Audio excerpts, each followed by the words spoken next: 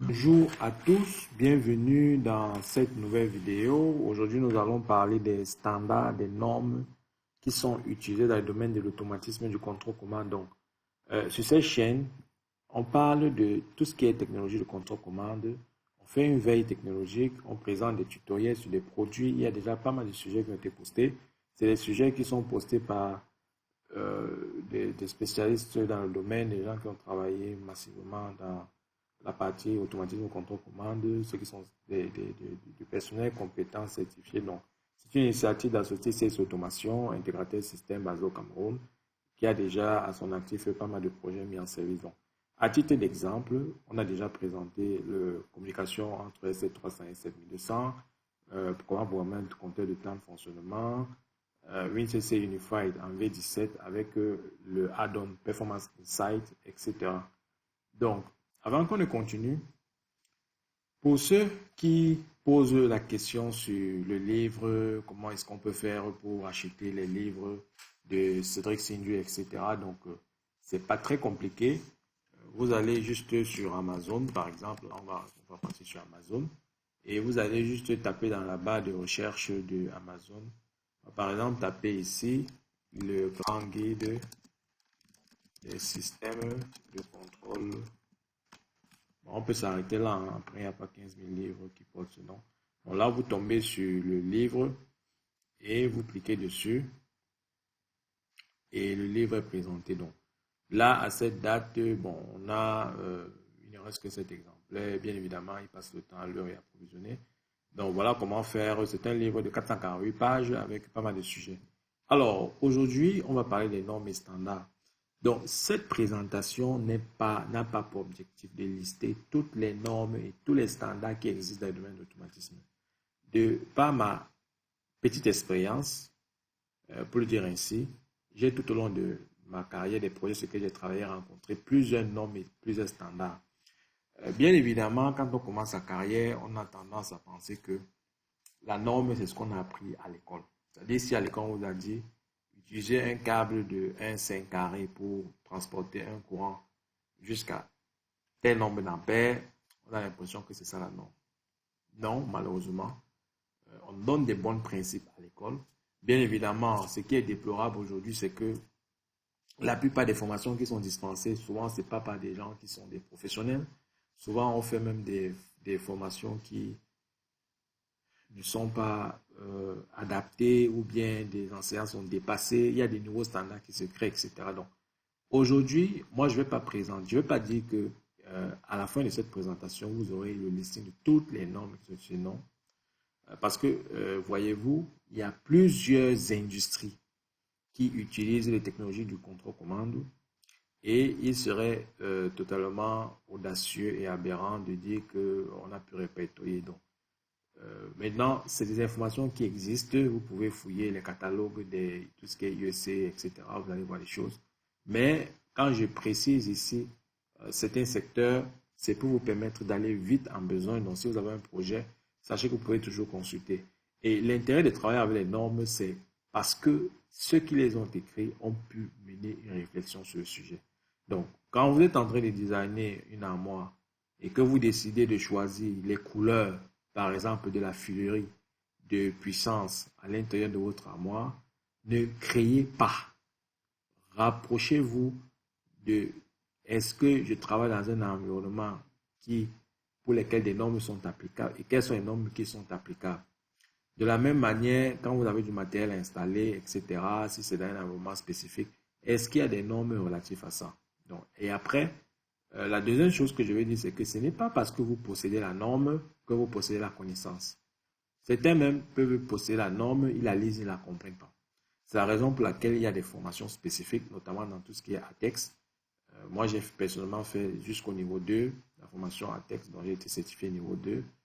Et c'est cette formation qui m'a permis justement de comprendre les principes de design, de maintenance, d'installation des matériels explosifs, des matériels électriques en atmosphère explosive.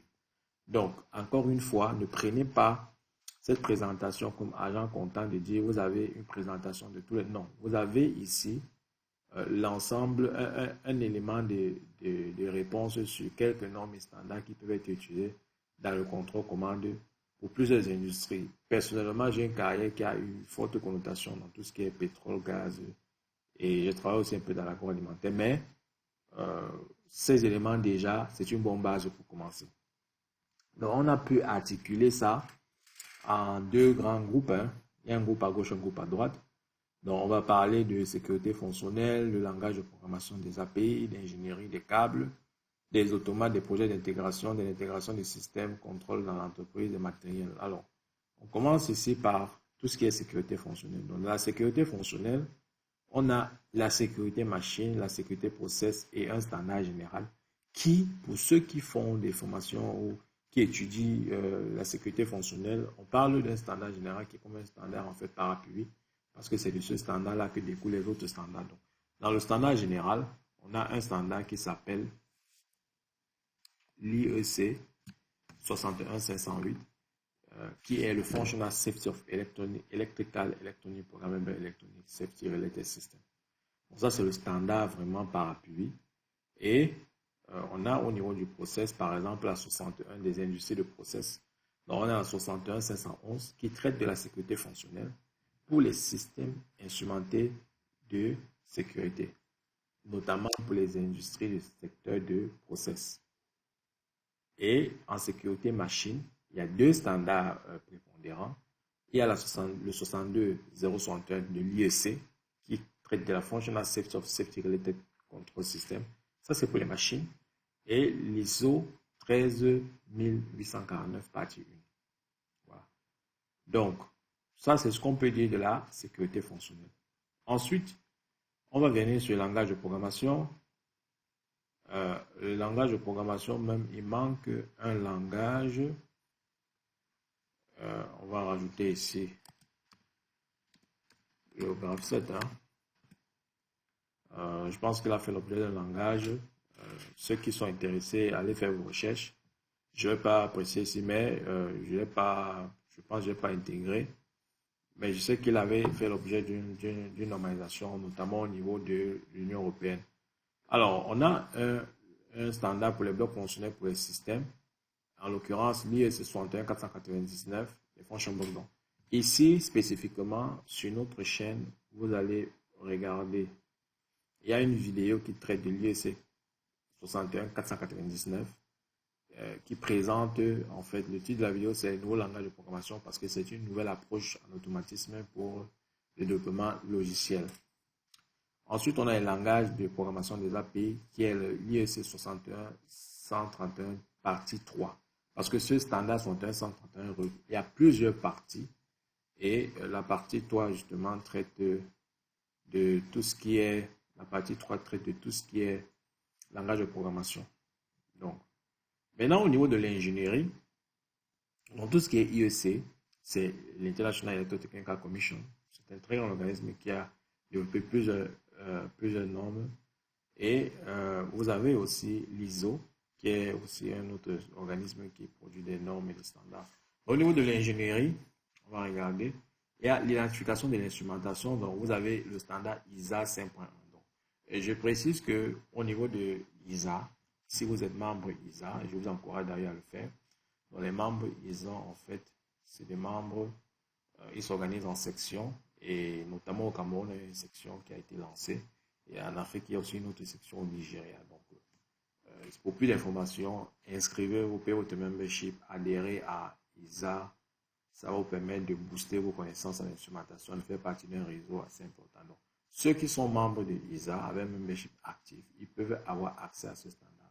Donc, tous les autres standards, je précise qu'ils sont payants. Donc, moi, je n'ai pas, par exemple, le droit de vous les présenter. Bon, je peux peut-être, si on travaille sur un élément précis, ouvrir le standard et vous montrer, mais c'est payant. Et c'est des éléments, comme je vous ai dit, qui vous apportent des réponses sur des problématiques que d'autres ont déjà pris du temps pour réfléchir et trouver quels peuvent être les moyens les moins mauvais pour y arriver.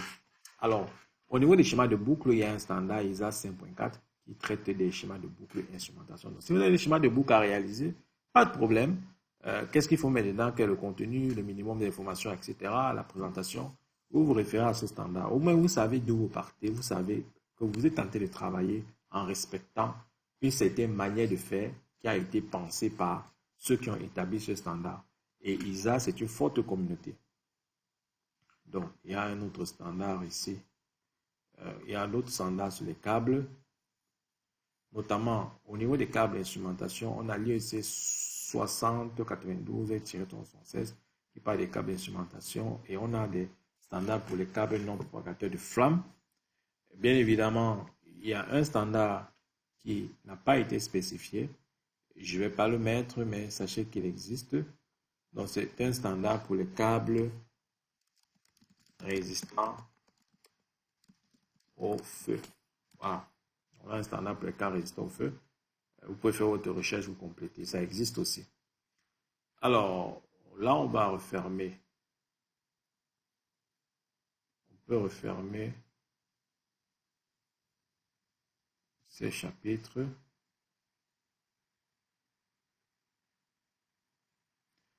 On va revenir à gauche.